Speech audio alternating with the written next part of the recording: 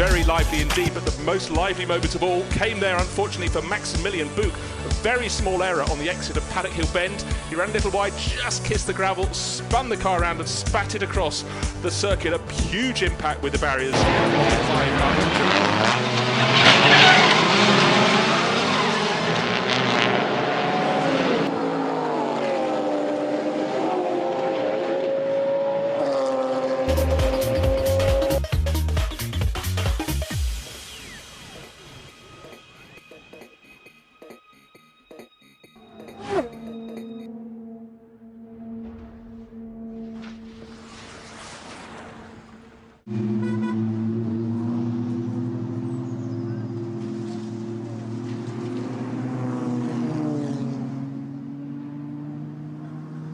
Car is just what they need now, but we've managed to get through the day with only one use. Whoa, big shot, but that could be a safety car. No, that looks like a mechanical failure under braking. That was a big impact. The McLaren suddenly spared off the road and took the Bentley. Yeah, absolutely. That's the rookie Suarez, up and over Regan Smith, the big one at Daytona in the Tri-Oval.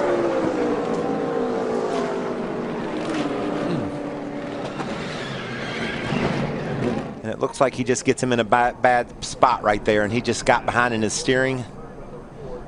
Yeah, he got too far to the right, and coming off of the corner right there, that car unloads as you come off of that banking, and it just took just a little bit too much, and that's that window that you have to put. Side wrapped a little bit off. Who around it goes?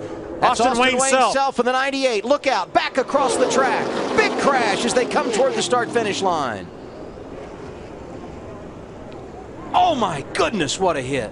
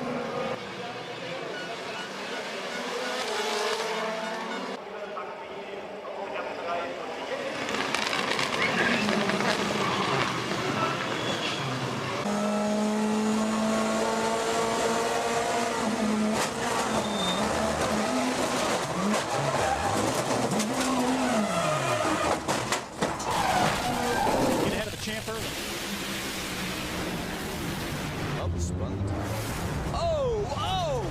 Big crash.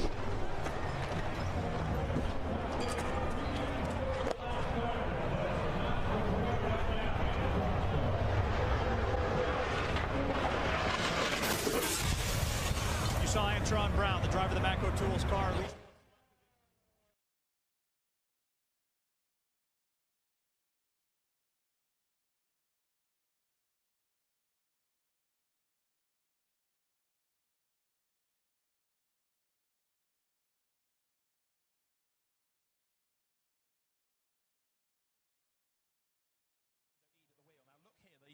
Audi tries to move back, having lapped the Ferrari and take the line for the corner, and he completely misjudges it, charges the Ferrari off into the barrier. Let's have a look at it, shall we, Liz?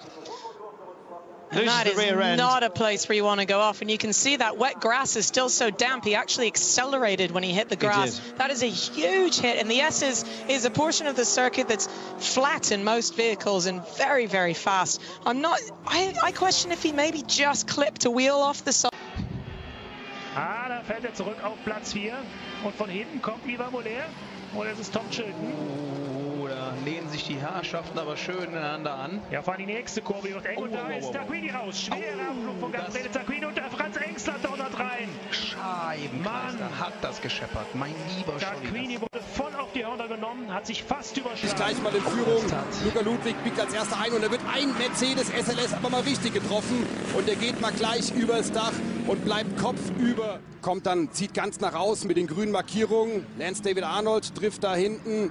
Dann entsprechend das Auto von Black Falcon. Robert Renauer sitzt da am Steuer, der sich das Cockpit mit Kenneth Hyatt teilen wollte. Aber das sieht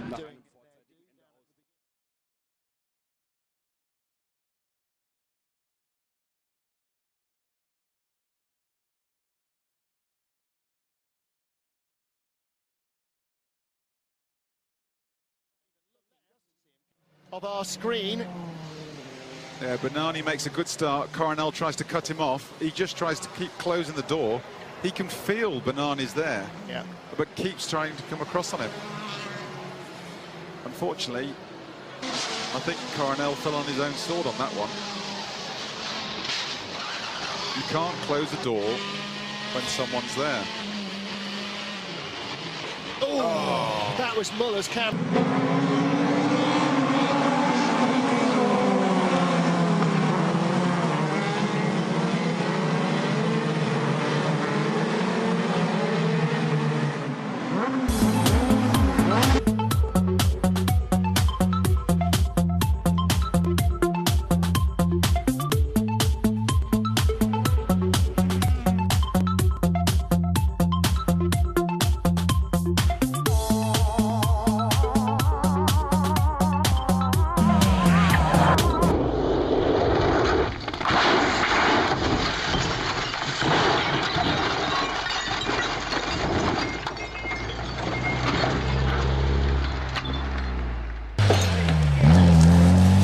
Quelques invités, et c'est cet accrochage alors de Van Buren qui a escaladé Bonifacio, et du coup aucun freinage puisque Van Buren a les roues avant et il monte complètement à la verticale, une image extrêmement spectaculaire. Ma ha esagerato, Alex Frassinetti prende la terra e va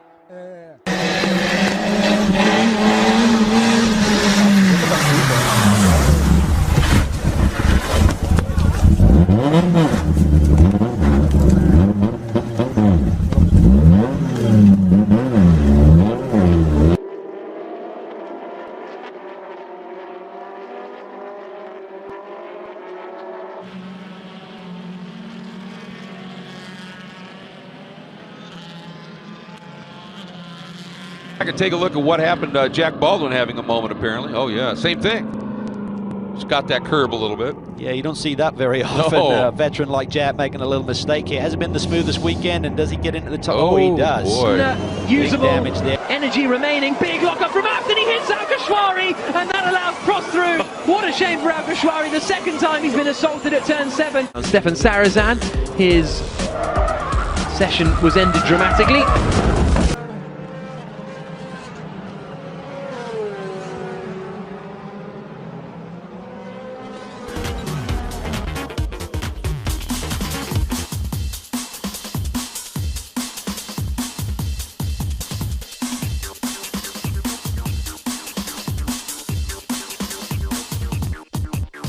Robust stuff, and it's Andrew Jordan that's come off worse, and now Jordan is in strife. He and Goff get together. They're both off.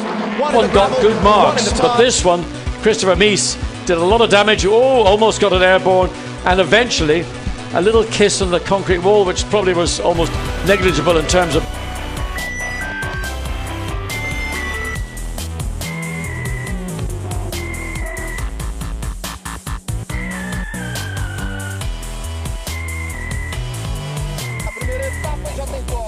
O Elias Júnior já cruzando a pista. Olha só onde ficou o carro do Felipe Everton, bandeira amarela. Temos a intervenção do safety car, Bruno Mesquita.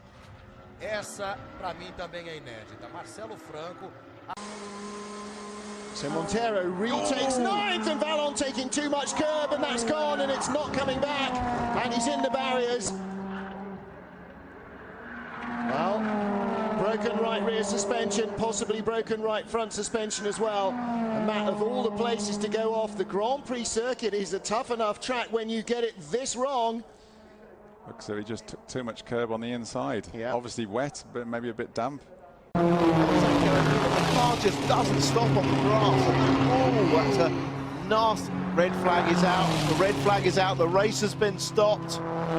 There's only one lap to go, or 2 laps to go. The race has been stopped.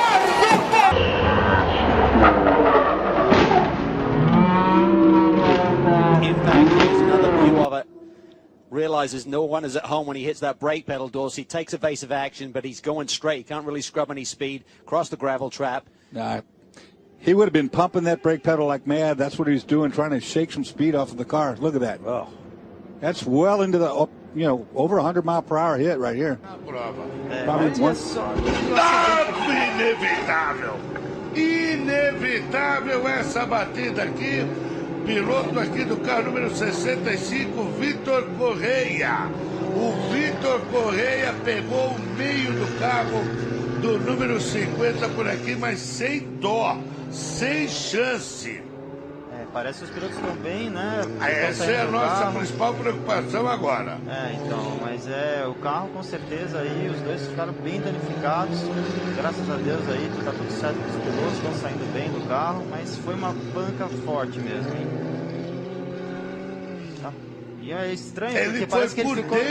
parece alguma falta de freio, alguma coisa, porque foi muito estranho. De repente ele puxou uma vez só pra dentro. Oh, we've got contact there. That was between two of the Porsches. It looks like that's the number 48 Porsche. That's a GT car together with the car. Oh, the huge crash with Enrique Cisneros and you see the 36 move down just a little bit, and Yaley and Stenhouse thought he could squeeze by on the next to the wall, and he just couldn't make it.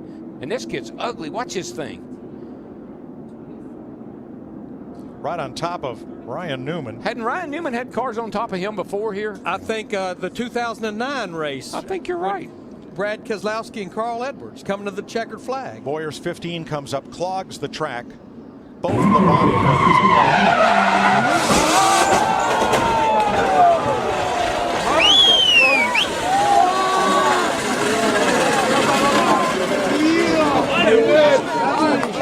going around. This could be ugly. Back up across the track. Big damage. A number of cars collected. Dave Blaney, Greg Biffle. Yeah, man, whenever you see a car coming back across a racetrack like that, you know it's going to be a bad deal. Travis Kvapil nowhere to go. Wow. You think about how great Biffle has been in recent weeks, and simply nothing he could do about that one. Oh, yeah. He got tagged by Kurt Busch, went down on the apron. When he came back up on the racetrack, he got into the left rear of Brad. Nothing Brad could do, like you said. At that point, Brad.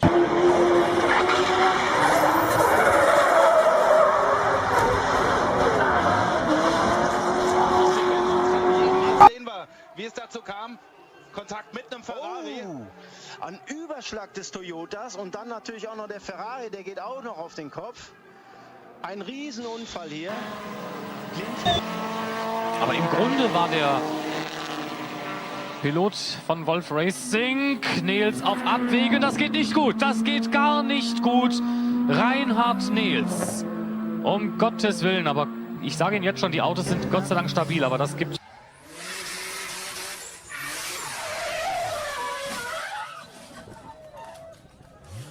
Beats in, flash of yellow, here we go. Wow, Pete Barber looped that baby and smacked the wall hard. Throttle goes wide open as Pete whacked it there. Gets it under control. Troy out of the throttle, goes to it 909. But Pete Barber left the starting line. That baby rattled the tires. A little bit wild to start with Stefano Zanini and Antonio Martinez making contact. There is Julien Brichot. You see him just to the back of your screen on the right-hand side. And he turned in and just got tagged. It flipped the car over, dispatched the rear wheel, goes over once, and slides then on his roof into the gravel trap.